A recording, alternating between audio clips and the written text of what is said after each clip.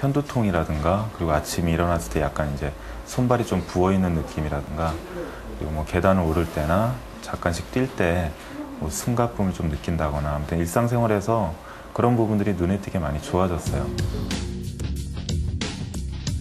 4주 동안 이들의 몸엔 어떤 변화가 있었을까? 제작팀은 콜레스테롤 수치 등을 알아보기 위한 혈액 검사, 그리고 체력 검사, 또 복부 지방을 측정하는 CT 검사를 통해 이들에게 일어난 4주간의 변화를 확인해 보기로 했다. 각종 성인병의 원인이 되는 복부 지방은 6명 모두 현저히 줄어들어 평균 20%나 감소했고, 고지혈증과 동맥경화의 위험도를 나타내는 중성지방도 크게 줄었는데, 박순애 씨가 115에서 76으로,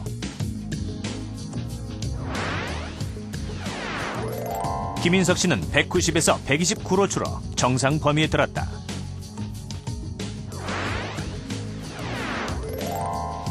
김윤경 씨의 경우 218에서 176으로 감소했고,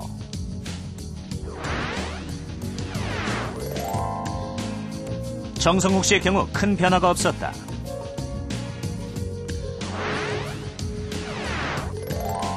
그러나 송현숙 씨는 거의 절반 수준으로 떨어졌다.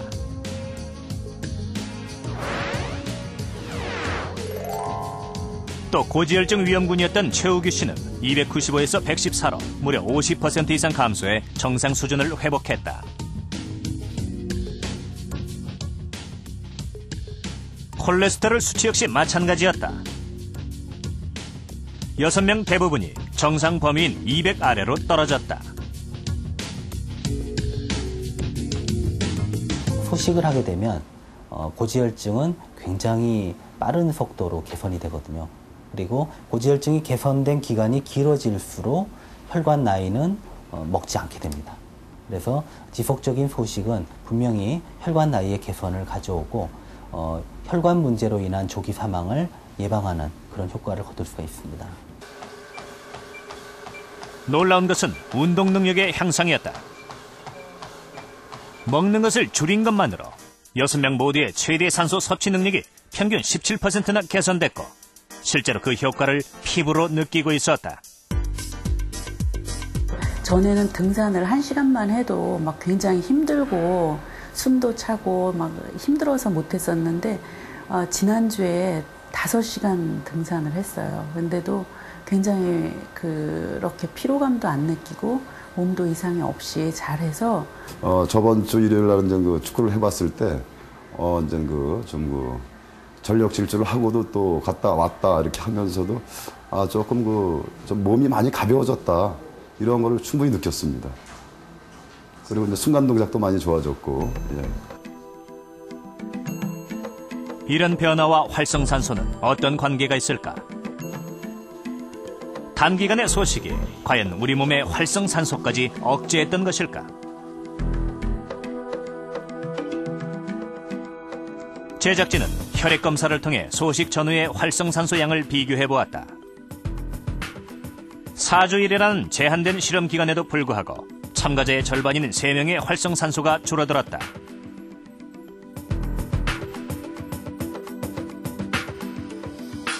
사실은 저희가 처음에 말씀드린 소식 프로그램을 100% 지킨 분은 없습니다.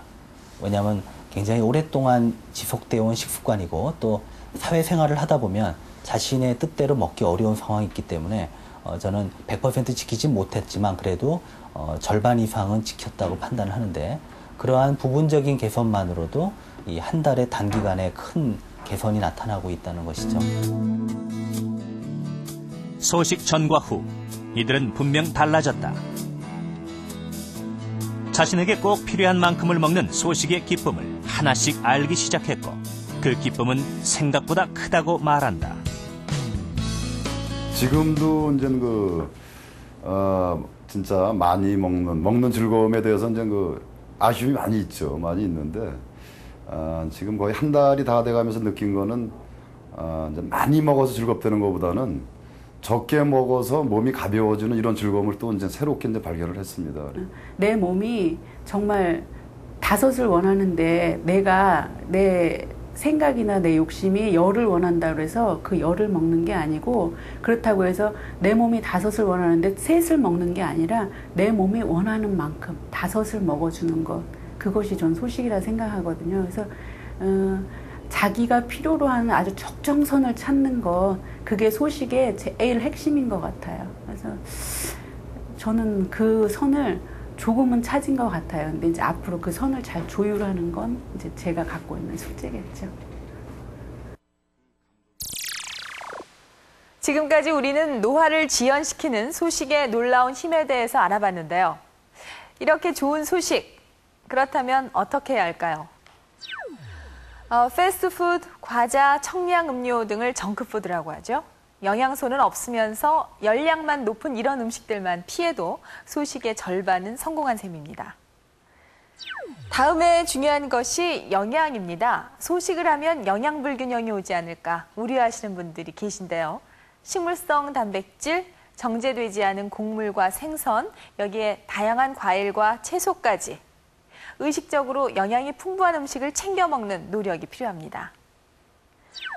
나이가 들면은 젊을 때에 비해서 근육량도 줄고 생명활동에 필요한 기초 대사량도 줄어듭니다. 따라서 이 젊을 때보다 적게 먹는 습관을 가져야 합니다.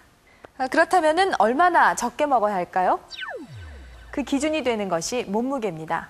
표준 체중을 유지할 만큼 먹는 것이 자신에게 적절한 소식입니다. 이 양을 찾아서 꾸준히 실천해서 장수 노인들처럼 평생 살찌지 않는 몸매를 유지하십시오. 이 건강과 장수를 원한다면 소식은 선택이 아니라 필수입니다.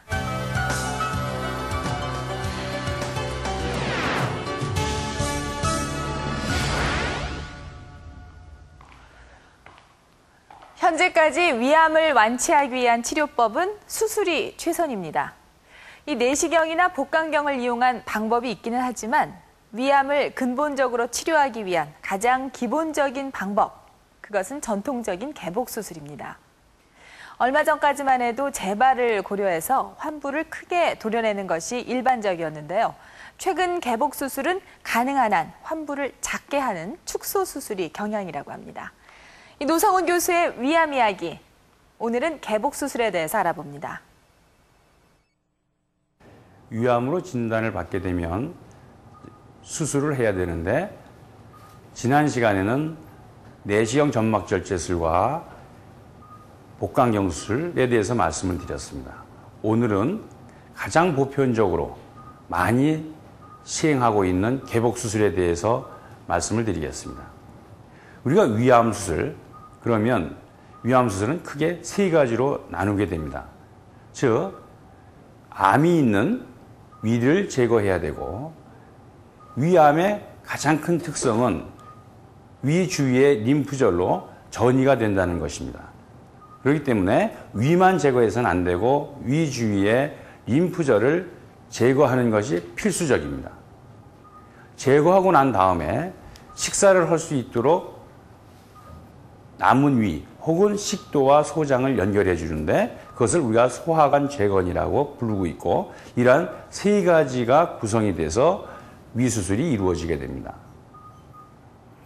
위절제에는 위를 부분 절제하는 방법과 위를 100% 제거하는 위전 절제로 나눌 수 있습니다. 위를 부분 절제하는 경우를 우리가 위아전 절제술이라고 합니다. 암이 위의 하부에 존재하는 경우에, 이 경우에 위를 아래쪽을 이와 같이 부분 절제하고 남아있는 위하고 이 밑에 있는 12지장을 연결하는, 다시 말해서 이와 같이 제거한 후에 남아있는 위와 12지장을 연결하는 이러한 수술법을 우리가 위 12지장 문합술이라고 하게 됩니다.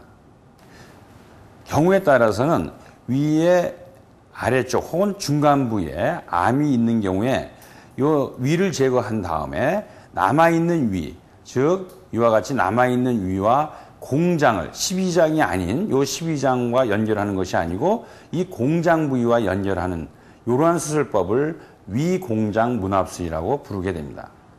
이러한 위아전절제술 말고 위를 100% 제거하는 경우가 있습니다. 이것을 위전절제술이라고 그러는데요.